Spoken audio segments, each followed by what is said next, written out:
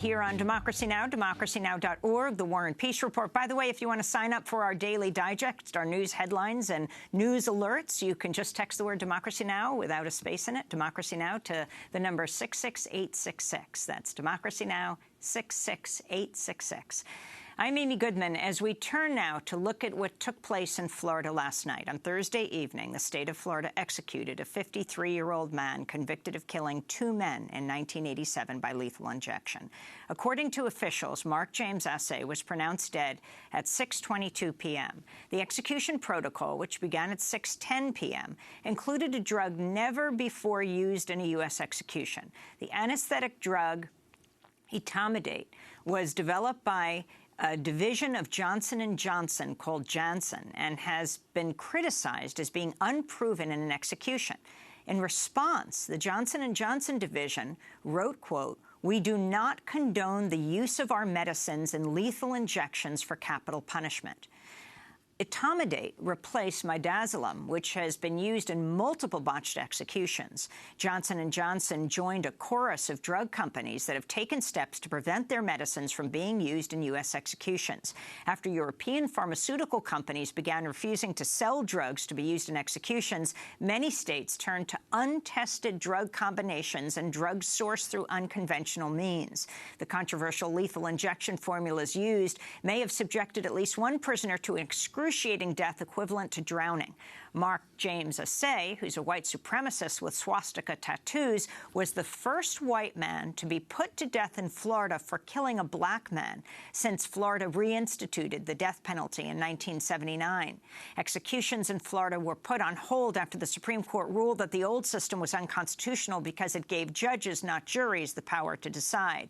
Since then, Florida's legislature passed a law requiring a unanimous jury for death penalty recommendations. Jurors recommended Assay for the death penalty by a vote of 9-3. Florida ruled the Supreme Court's ruling did not apply to older cases. Assay was the 24th prisoner executed under Florida Governor Rick Scott, the most under any Florida governor. Well, for more, we go to London, England, where we're joined by Maya Foa. She's director of international legal charity Reprieve. Maya, welcome back to Democracy Now! Can you talk about this execution, what took place, and the drugs that were used? Yes. Well, this was the first time ever that that particular cocktail of drugs, etomidate plus a paralytic agent, and then the drug potassium acetate, had been used in an execution anywhere in the world. And it was chosen amid really vocal concerns by numerous pharmaceutical manufacturers, distributors, healthcare professionals, people across the spectrum, including last week Johnson & Johnson company, which designed etomidate in the first place. And they felt the need to speak out and say, we didn't make it for this purpose. This is an inappropriate use. Experts have said that this is the riskiest protocol they have ever seen. So the first execution took place last night. We really don't know how it went.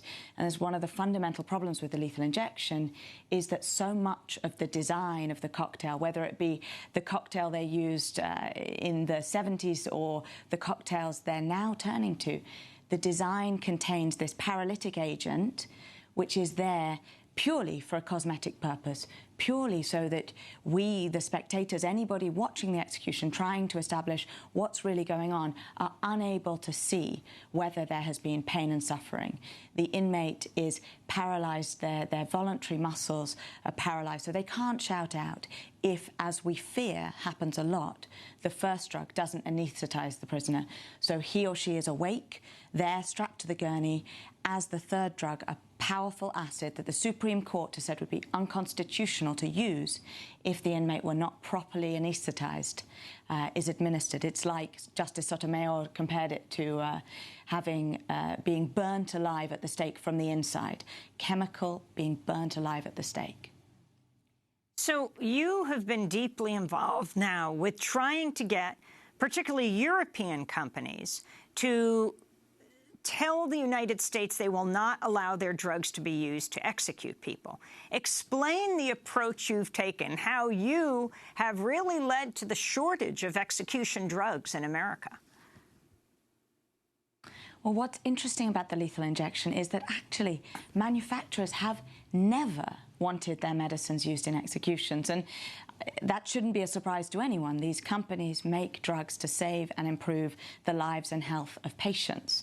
So what happened in 2010, when states began to run out of a particular drug, they moved over, they started to buy drugs from a driving school in London.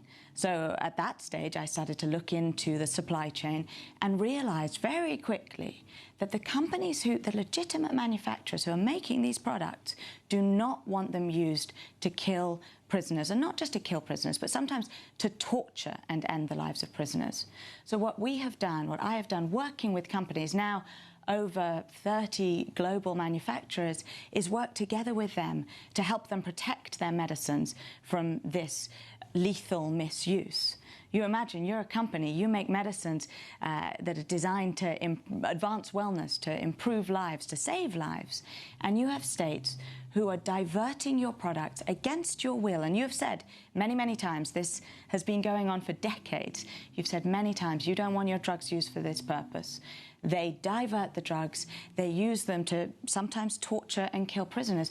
And that is not only bad for you in corporate terms, in commercial terms, you risk legal liability, and it's fundamentally opposite to what you've spent your entire time. You've got scientists, you've got doctors, you've got people working in this company to make products to save lives. So I have helped scores of companies design distribution controls that enable them to direct where the drugs go, so that they go to legitimate medical users of the drugs, hospitals, acute care facilities, and that they're not diverted to prisons who use those medicines to torture and kill prisoners. So talk about some of those companies, for example, Lundbeck. Lundbeck is a company that makes made pentobarbital, and they were deeply opposed to the use of their medicines in executions.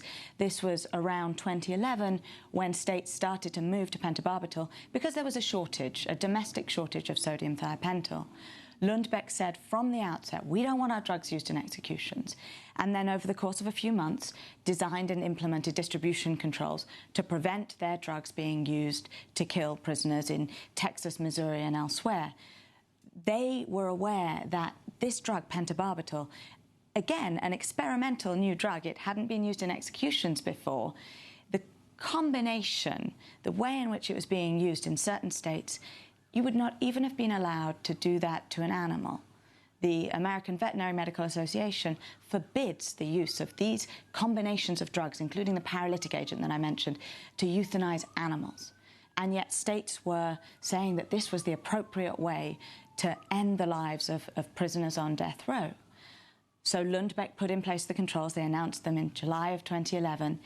And states that had a supply of pentobarbital used that supply for a couple of years until the drugs expired. The drugs expired, all of them, in 2013. And because the controls have been effective, states haven't been able to get pentobarbital anymore. And that's why we've started to see the changes to new protocols.